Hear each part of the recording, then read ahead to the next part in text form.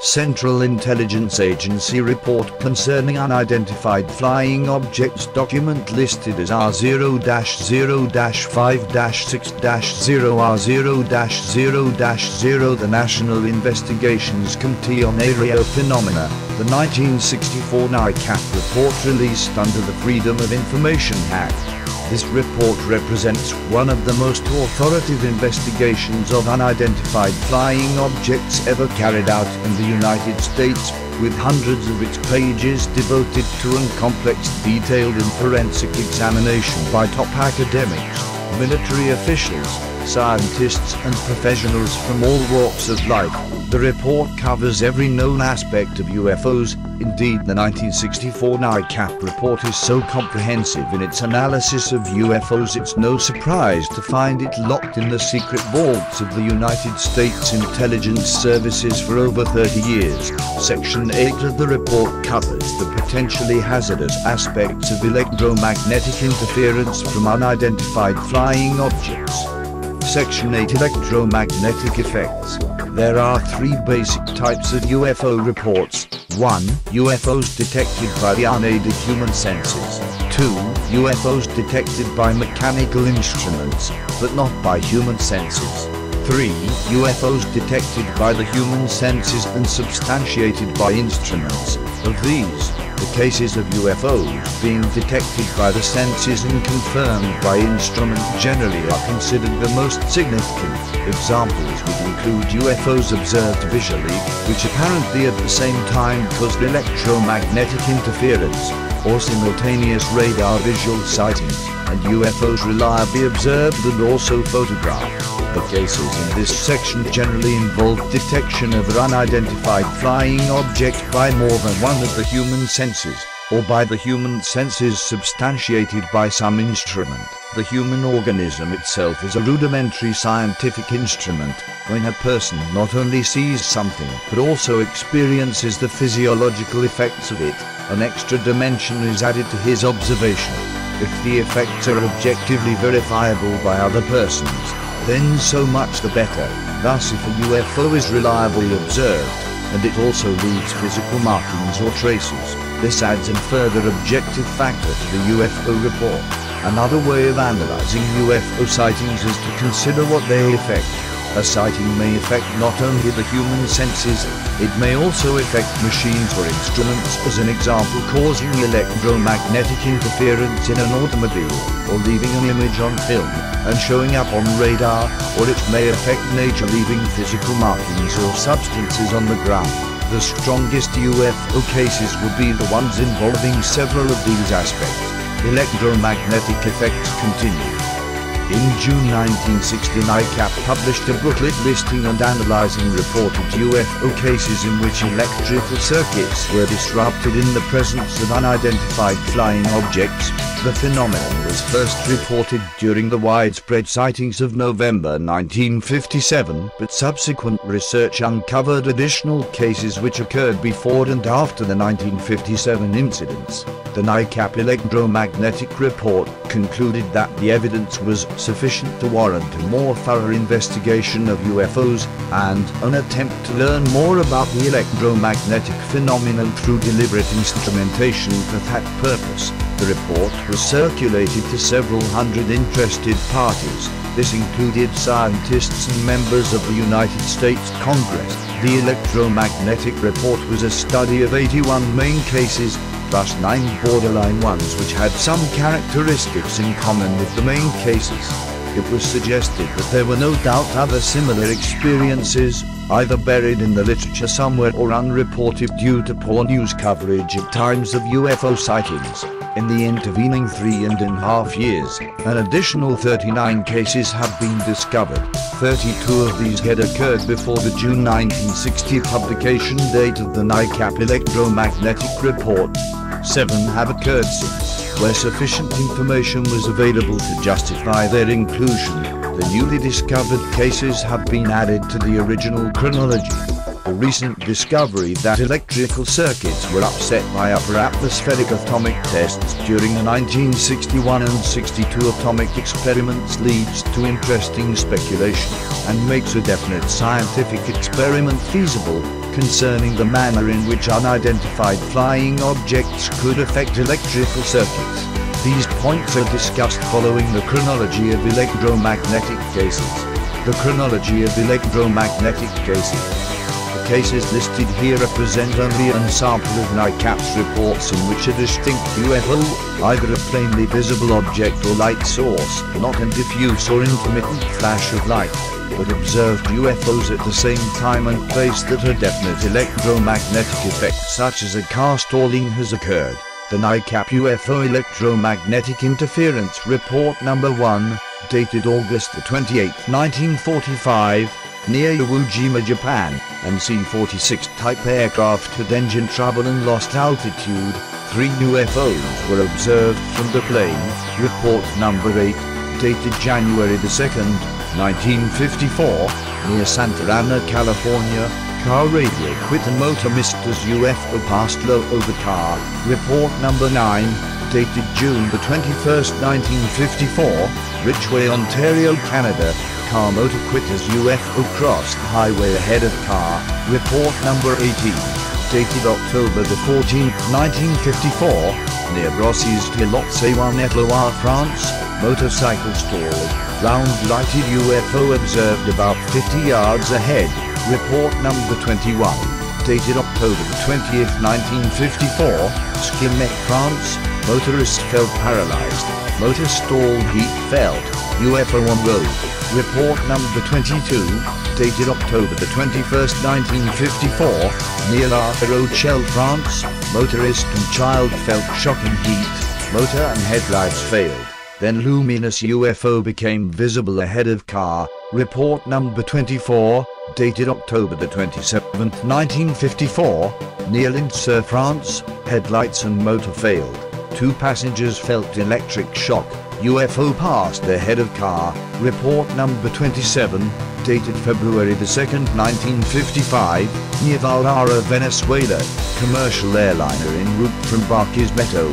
Radio went dead both at Vallara and Barquisimeto as pilots started to report a UFO.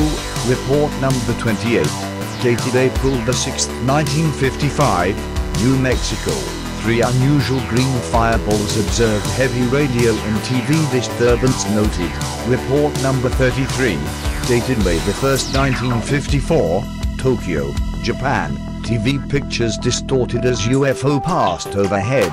Report Number 36, dated November 16th, 1956, Lemon, South Dakota. Railroad phone's automatic block system mysteriously dead as UFO passes over railroad yard. Report Number 37, dated December 1950, Far East. Visual and radar sighting of ground UFO by Air Force jet pilot. Radar jammed by strong interference. Report Number 39, dated April 19th, 1957, Miquisha, Venezuela. Airliner en route to Miquisha sighted UFO. At the same time, strange radio signals received at Miquisha Airport. Report Number 41, dated May 31st, 1957, Kent, England. Airliner suffered radio failure during UFO sighting. Normal function returned when UFO left. Report Number 43, dated August 14th, 1957, near Joinville, Brazil. Airliner cabin lights dimmed and energy sputtered during UFO sighting. Report Number 47, dated November 2nd, 1957, near Seminole, Texas. Car motor and headlights failed. UFO seen on road. Report Number 48, dated November 2nd, 1957, Amarillo, Texas. Car motor fails. UFO seen on road. Report Number 50, dated November 3rd, 1957, near Calgary, Alberta, Canada. Car motor missed, headlights flickered as UFO arched overhead. Report Number 51, dated November 3rd and 4th, 1957, Araranguá, Brazil. Airliner direction finder and transmitter receiver burnt out during UFO sighting. Report Number 52, dated November 3rd and 4th, 1957, Sandwich in Brazil. The Type 4 electrical system failed.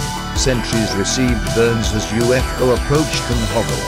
Report Number 53, dated November 4th, 1957, Elmwood Park, Illinois. Squad car lights and spotlights dimmed as police pursued low-flying UFO. Report number 55, dated November the 4th, 1957. Oro Grande, New Mexico. Car motor stalls, radio fails. Heat felt.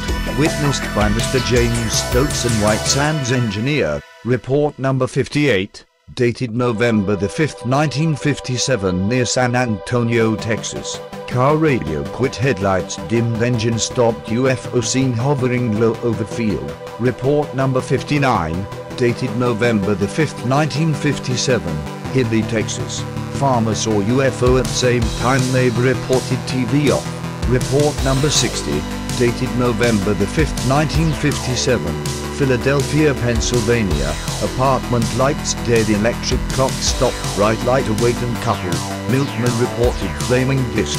Report number 62, dated November the 5th, 1957, Inglewood, Illinois. UFO followed car returning to town. TV sets in town didn't.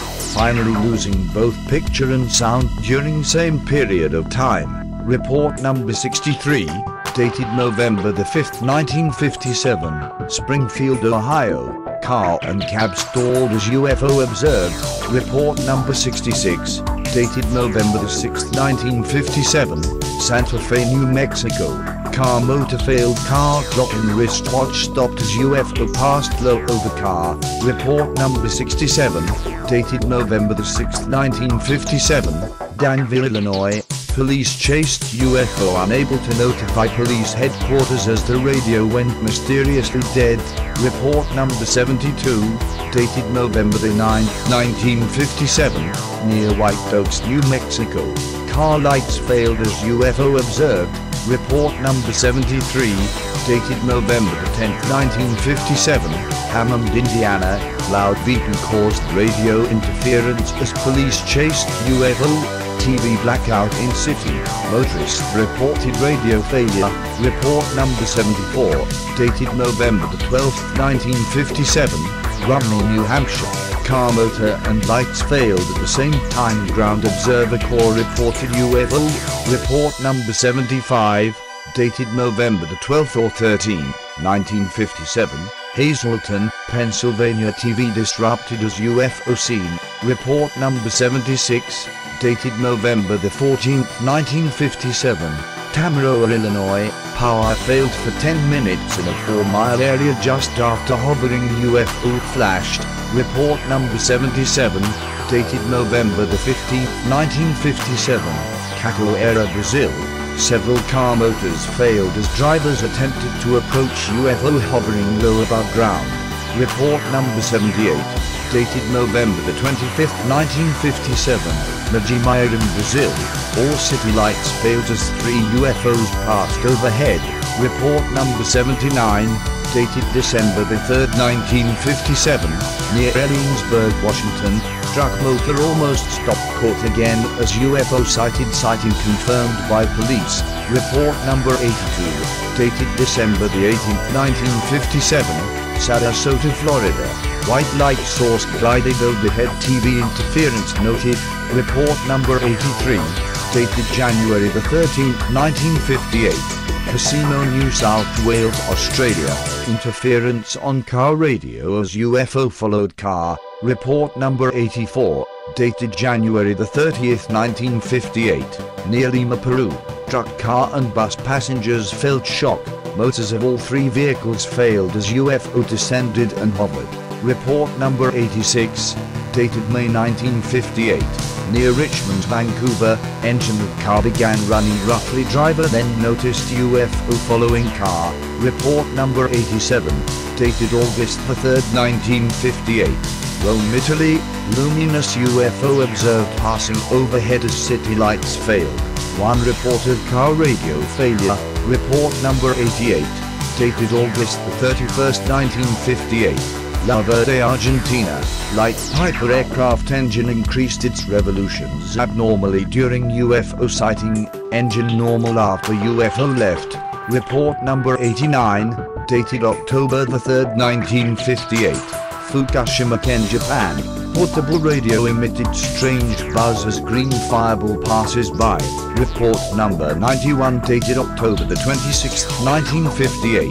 Baltimore, Maryland. UFO observed hovering over bridge ahead of car. Motor and headlights failed. 2 passengers felt heat. Report number 92 dated January the 13th, 1959. Byholm, Denmark. Car motor failed as UFO passed overhead. Headlights and spotlight functioned normally. Report number 93 dated February the 25th, 1959. Hobbs, New Mexico. Signals on car radio steady succession of 2 dots and a dash as UFO passes by. Report number 95 dated June the 22nd, 1959. Salta, Argentina. Luminous sphere observed passing in sky. City lights failed. Report number 96 dated July the 14th, 1959. Salisbury, Newark County. Television sets blacked out, some lights reported off as circular UFO observed. Loud oscillating high-frequency noise also reported. Report number 98 dated August the 17th, 1959.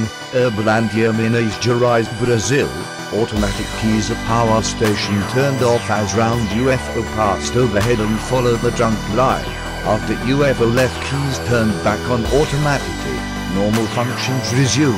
Report number 101 dated February the 28th, 1961. Lake Byron, Massachusetts. House lights dimmed 3 times. Went out on 2 occasions as elongated UFO twice passed overhead. Report number 102 dated February the 9th, 1962. Ashton, Clinton, Bedfordshire, England. Car motor lost power, headlights not affected as UFO passed ahead of car. Report number 103 dated July the 30th, 1962. Near Pajacara, Belo Horizonte, Brazil.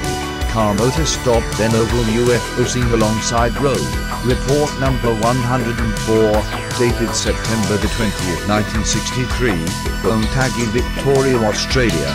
TV difficulty noted. Viewer calls outside to see UFO object hover and dart around at high speed. TV interference is also noted over area of 3 towns. Report number 105 dated November the 7th, 1963.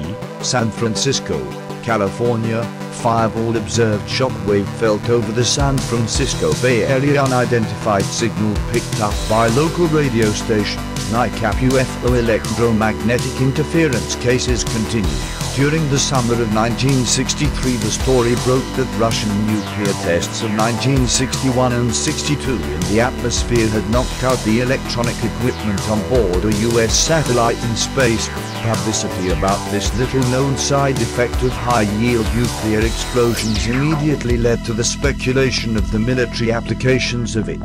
A prominent magazine on space activities later that year reported that the Soviet Union might be developing an anti-ballistic missile system based on the electromagnetic effects of nuclear blasts.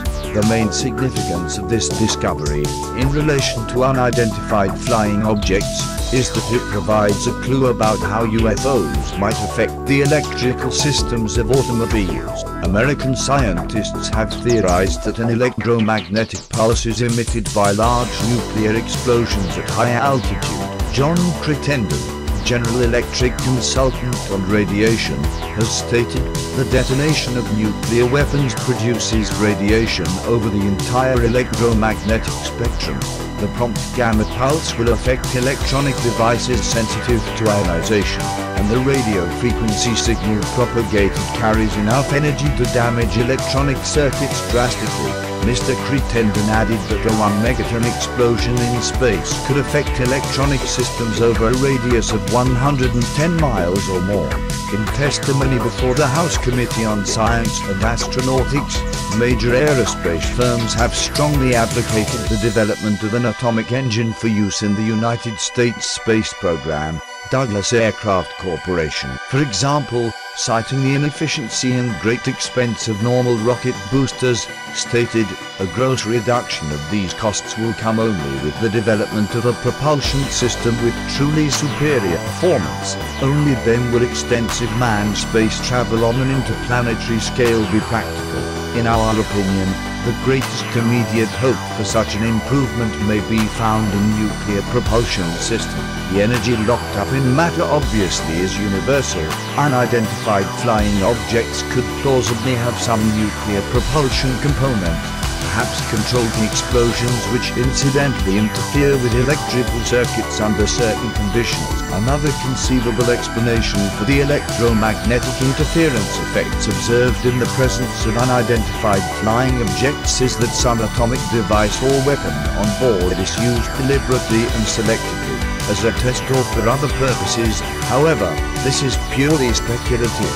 The fact remains that it is not necessary to postulate a mysterious force in some mystical sense to account for the observed effects. An atomic device capable of producing the observed effects is now technologically feasible. Even if this were not the case, it is false logic for a scientist to deny observations on the grounds that we cannot fully explain the mechanism involved in electromagnetic effects. Taken in association with the other accumulated evidence about unidentified flying objects, the fact that we do have difficulty explaining the electromagnetic interference effects could also mean that we are dealing with the superior technology about which we know very little. Approved for release, Central Intelligence Agency, 4th of February 2001.